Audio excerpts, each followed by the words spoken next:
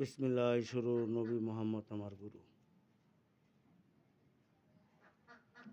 সকল যুগের কল্যাণ হোক। আমি মোহাম্মদ শহীদুল ইসলাম কবিরাজ আল কাদরি বৈরাবরী।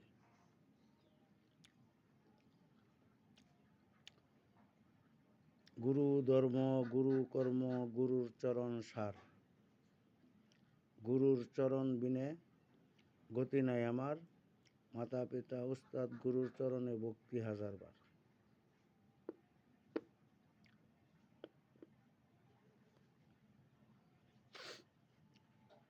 এটা হলো সৃষ্টিয়া তরিকার একটা আমল। এই আমলটা আমাকে দিয়েছে নয়ন উস্তাদ, কুমিল্লা চট্টগ্রাম। যাই হোক,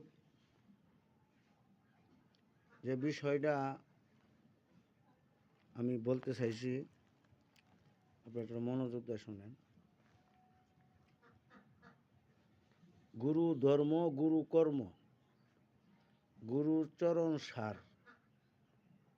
সার কিন্তু সার। আসলে গুরু ছাড়া কোনো ভক্তের কোনো জায়গা নাই। অনেক কিছু আপনারা জানতে পারেন, অনেক কিছুই শিখতে পারেন, কিন্তু একটা মানুষ একটা কথা কো, উস্তাদের মায়ের হইল শেষ রাইতে। যাই হোক, আমি অনেক বিদ্যায় অনেকের কাছে আমি সংগ্রহ করছি। আমার বাড়ি ময়মনসিংহ ডিস্ট্রিক্ট বালুকা থানা, মামারিশপুর গ্রাম, ময়মনসিংহ ডিস্ট্রিক্ট বালুকা থানা। আমার নাম শহীদুল ইসলাম কাদরি আল বৈরাবরী। অনেক বিদ্যায় অনেক উস্তাদের কাছে শিখছি। আমি কোনো উস্তাদকে কোনোদিন ছোটো করে দেখি না। কিন্তু বিষয়টা হলো এনে আরেকটা কথা আছে,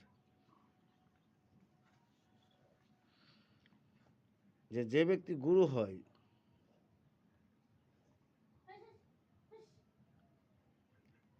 বিষয়টা হলো আমি যে জিনিসটা বুঝাইবার চাইতেছি, যে সাপের মধ্যে মণি হয়ে যায়, যে সাপে মণি হয়, যে সাপের মণি, এই সাপ কিন্তু সাধারণ সাপের সাথে থাকে না, গভীরে থাকে। যে ঝিনুকের মধ্যে মুক্ত হয়ে যায়, ঝিনুক কিন্তু সাধারণ পানির মধ্যে থাকে না, উনি কিন্তু গভীর পানির মধ্যে তার বসবাস হয়ে যায়। আসলে বর্তমানে দাদা ইউটিউবের যুগ। ইউটিউবে অনেক বড় বড় তান্ত্রিক পাওয়া যায়। আমি বলবো না কেরা ভালো কেরা মন্দ, এটা বলবো না, কিন্তু একটা বিষয় হলো কি, আল্লাহ পাক মানুষকে ইচ্ছা শক্তি দিছে, একটু বেন খাটাইয়া যাচাই করবেন, যাচাই কইরা তাদেরকে একটু ফাইরবি করবেন, কিছু না কিছু উপকার হবে। যেমন দুই কান্দে দুইটা ফেরেস্তা আছে, নেকি আর মুনকিন। এক ফেরেস্তা নেকি লেখে, আরেকটা বেদি লেখে, মুনকি লেখে, আর পাপ লেখে।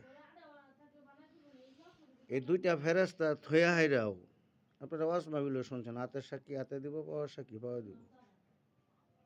এই দুইটা ফেরেস্তা রাইখাও কেন হাতের সাক্ষী হাতে দিব? তাহলে কি বোঝা হইতেছে এই সাক্ষী দুইটা এর মধ্যে ভুল তত্ত্ব বলতে পারে। হ্যাঁ, কথা রাইট।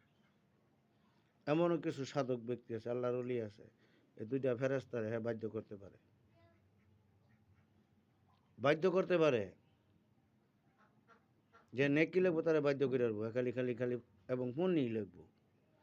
কিন্তু আত চোখ এইগুলি বাধ্য করার মতন কোনো শক্তি নেই। এইগুলি আপনি যা করবেন তাই সাক্ষী দিব। দাদা দুনিয়াটা ক্ষণিকের জন্য। তো যাই হোক, যে কথাটা বলতে চাইছিলাম, নয়ন উস্তাদ উনি আসলে একজন দরিদ্র মানুষ, কিন্তু মন ভালো। দরিদ্র মানুষও যদি থাকতে পারে, উনি কিন্তু মন ভালো। উনি কিন্তু পয়সা কামাই করলে অনেকভাবে পয়সা কামাই করতে পারে, আমার জানা সত্যি আমি জানি।